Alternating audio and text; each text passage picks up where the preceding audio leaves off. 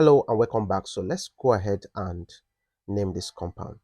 Of course, from the first rule, you need to identify the longest continuous carbon chain, which if you notice from this condensed structure, we have first carbon, second carbon, third carbon, fourth carbon, and this is the fifth carbon. Also here, if you want to name it directly from this point, here we have this to be first carbon.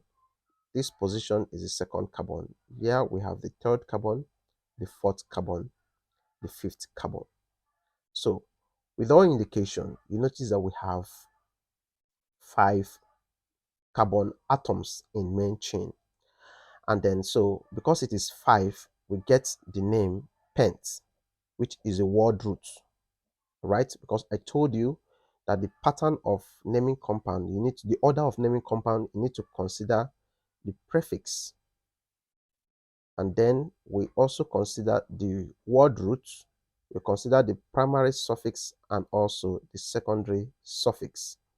And for this compound, we don't have the prefix. We just have the word root first, which is the pent.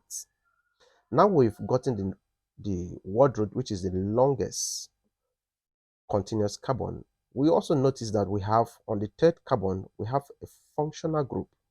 And this functional group is the alcoholic functional group.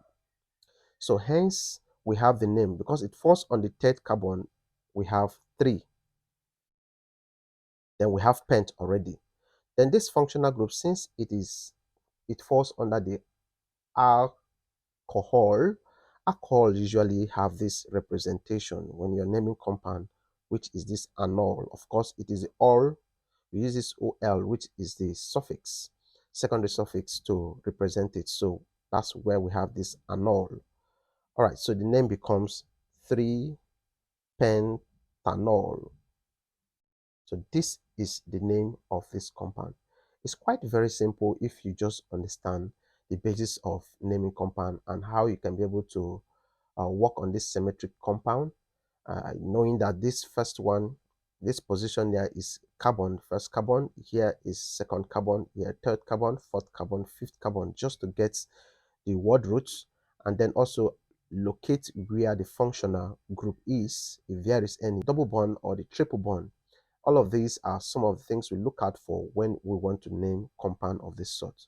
So I hope you found this video helpful. Please make sure to hit the subscribe button, like this video, and make sure to share where necessary.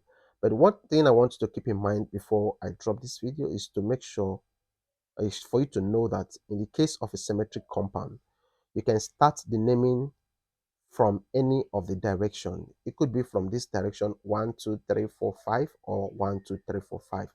Either ways is very important because you might not know which part will have the highest carbon continuous chain. So thank you very much for watching, and I'll see you in the next video. Bye.